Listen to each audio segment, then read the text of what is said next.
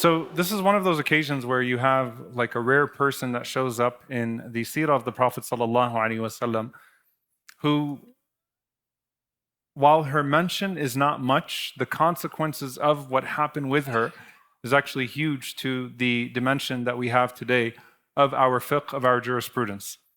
So the Prophet ﷺ, as we said, he wanted to marry Usama ibn Zayd radiyallahu ta'ala anhu wa an abihi to someone of a higher class. And this goes along the same lines of how the Prophet ﷺ tried to marry Zayd radiyallahu ta'ala anhu to people of a higher class so he could break through those barriers.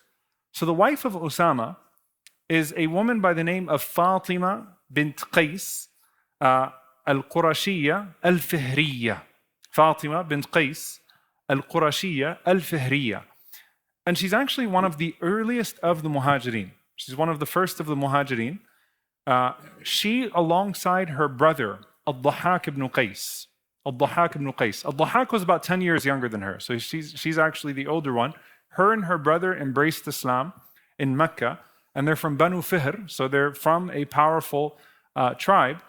And she married, at that time, she was married to her first husband, a man by the name of Abu Amr ibn Hafs ibn al-Mughira al-Makhzumi. Abu Amr ibn Hafs ibn al-Mughira al-Makhzumi.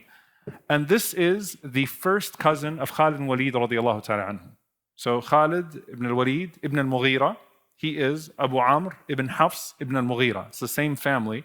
Banu Makhzum is the tribe that we were talking about in the story of Usama ibn Zayd radiyallahu ta'ala anhu, the tribe of Abu Jahl, which just shows you, again, the status, right, of these people. So she's someone who embraces Islam alongside her husband, alongside her brother, and one of those muhajirin that we don't have too much information on, but the description of her in the books of Sirah is كانت ذات جمال وعقل وكمال. That she was a woman with supreme beauty, with supreme intellect and completeness. Like she was the total package. A woman of elite status, a woman of elite beauty, a woman of elite intellect. So everyone would have wanted to be married to this woman, Fatima bint Qays, because of the tribe that she comes from as well. Her mother was also from Banu Kinana, Umayma bint Rabi'a. And she makes the hijrah to al-Madinah. Now, she narrates the hadith. If you remember when we talked about Tamim ibn Aus al-Dari, Tamim al-Dari radiyallahu ta'ala anhu was the hadith of al-Jassasa, the hadith of the beast, the one who came from a faraway land to the Prophet ﷺ, and he told him the story of encountering that island, right, where he saw certain alamat, right, certain signs that the Prophet ﷺ had spoken about. This is her hadith. She narrates this hadith because she says that I was sitting in, there's a visual here, I was sitting in the front row of the women when the Prophet ﷺ stood on the minbar, and he said, Tamim just came to me, and the Prophet ﷺ recounted what Tamim ibn Aus al-Dari had shared. So we get that hadith from her. It's a very long account, which is known as Hadith al-Jassasa. But we also get a lot from her divorce. Her divorce and her subsequent remarriage are full of some of the most consequential discussions that happen in Islam. So she says, "Talaqani zawji thalatha," that my husband divorced me 3 times. So she becomes sort of like the touch base of the touchstone of like how we deal with talaq and how we deal with iddah. It's one of the earliest cases of divorce that we have between the sahaba, right, where you actually have some of these issues being litigated. So to give you context, she's not with her tribe in Banu Makhzum. She comes from a powerful family, but she's not with that powerful family right now, right? At the end of the day, these are refugees that are married to each other, that both come from powerful families, and the husband divorces the wife, and it gets to a point of irrevocable divorce, and he does not provide for her anything in terms of sakan or in terms of nafaqah, in terms of housing or maintenance. So the Prophet ﷺ, I guess that's the outrage, right, of the situation.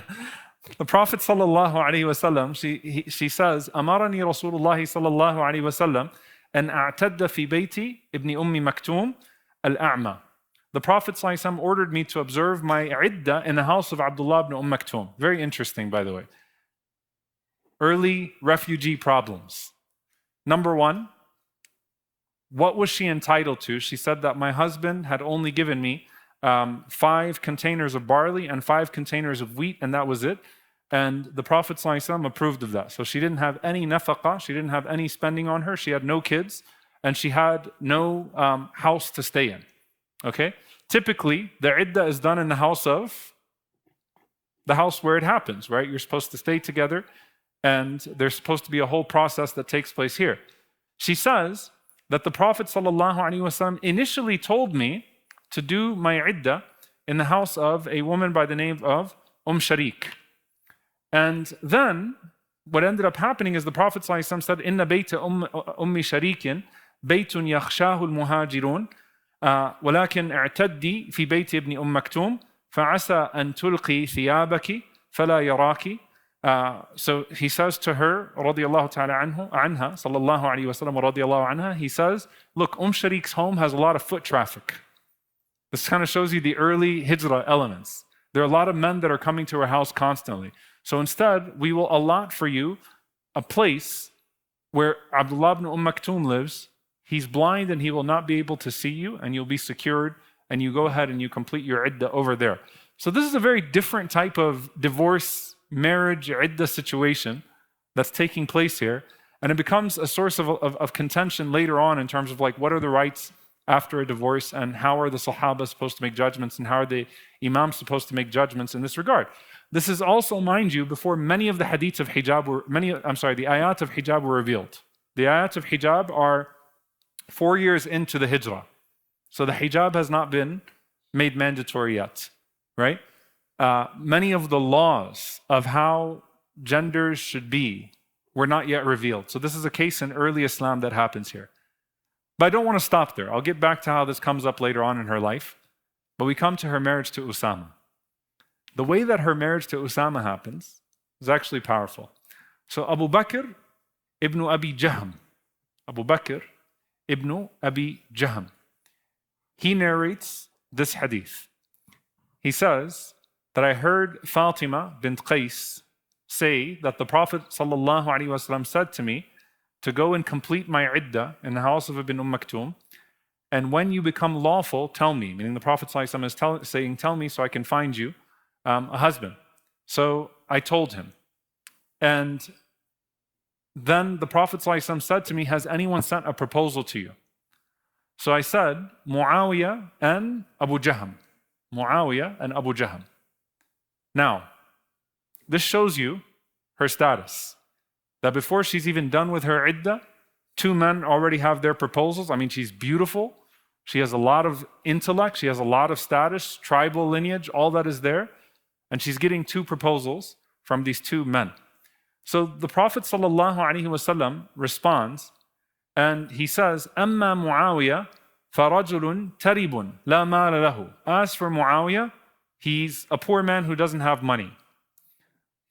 Pause here for a moment. Some of the ulama say, is this Muawiyah ibn Abi Sufyan or another Muawiyah? Okay? Because Muawiyah ibn Abi Sufyan comes from wealth. So is this Muawiyah ibn Abi Sufyan or is this another Muawiyah? It could honestly be both. But one of the narrations actually says Muawiyah ibn Abi Sufyan, and we'll make that assumption for a moment. What the Prophet ﷺ might mean is what he meant when Hind bint Utbah came to the Prophet ﷺ and complained about the father of Abu Sufyan, the father of Muawiyah being Abu Sufyan, and said that Abu Sufyan is rajulun shahih, he's cheap, he's stingy. He doesn't give me my basic rights. So it might be, some of the ulama say it might be that the Prophet ﷺ is not saying that he's actually poor, but that he lives a rough life that he's going to withhold from you, right? Or it could be that because of the political circumstances or social circumstances that at that time, it's wartime or whatever it may be, that Muawiyah actually did not have enough money. Allah knows best, right? But take the maqsood, take the what's being alluded to.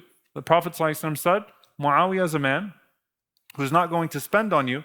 And the Prophet ﷺ said, as for Abu Jahm, he said, sallallahu alaihi wasallam, that rajulun darrabun linnisa.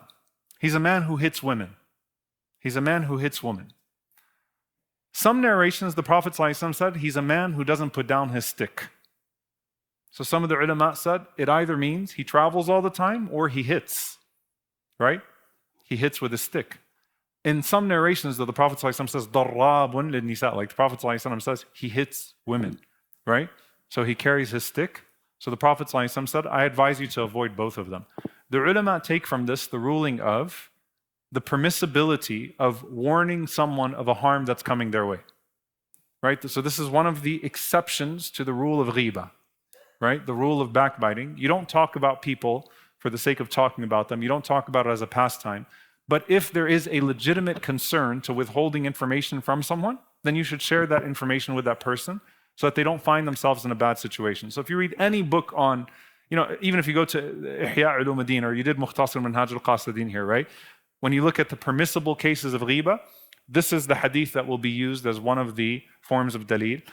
The evidence is that it's permissible to warn someone if a harm is coming their way. So the Prophet ﷺ said that, look, Muawiyah is not going to spend on you, or Muawiyah doesn't have money. And secondly, as for Abu Jahm, then he's someone that is potentially abusive. The irony is that the hadith is narrated by who? The son of Abu Jahm. The son Abu Bakr ibn Abu Jahm. And I actually went into the books of Rijal to make sure it's actually his son, not just someone named Abu Bakr ibn Abu Jahm. No, this is actually Abu Bakr ibn Jahm ibn Sukhayr. So this is actually his son narrating the hadith about his dad's rejected proposal, okay, from the Prophet ﷺ. So then what happens? The Prophet ﷺ says, I have a better idea for you. Why don't you marry Usama? فَقَالَتْ بِيَدِهَا هَكَذَا Usama? Usama? She said, what? Usama? Usama? You want me to marry Usama? Okay.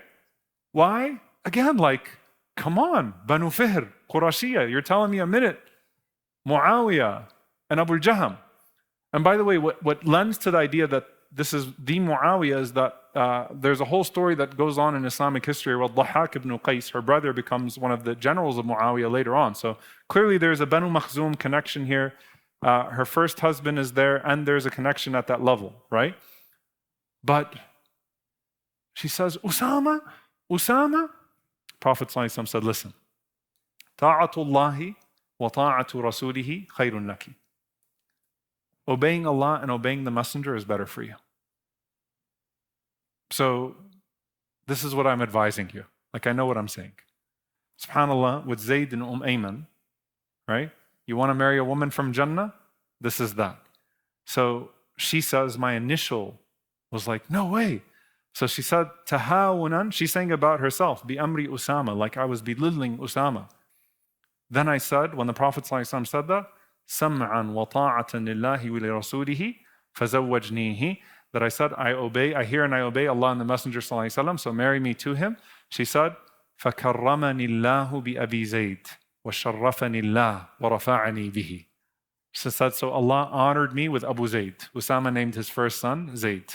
Zayd ibn Usama ibn Zayd. So she became Zayd. So she said, كَرَّمَنِ اللَّهُ, Allah honored me, karam, gave me karam through Abu Zayd, and He gave me nobility through him, and Allah Azza wa Jal raised my rank through him, radiyallahu ta'ala anhu wa anha. And so it actually became a very beautiful marriage, and a marriage that, subhanAllah, succeeded, right?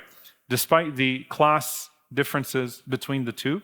And she remained sort of a reference point on issues concerning divorce, and issues concerning iddah, and issues concerning nafaqah, the spending and the maintenance after a person is divorced. And there's a huge debate that took place because Omar radiallahu ta'ala anhu in his khilafah did not want to rule by her situation. He saw it either as maybe she made an error in her memory of how things went down, or maybe there was some exceptional case to her.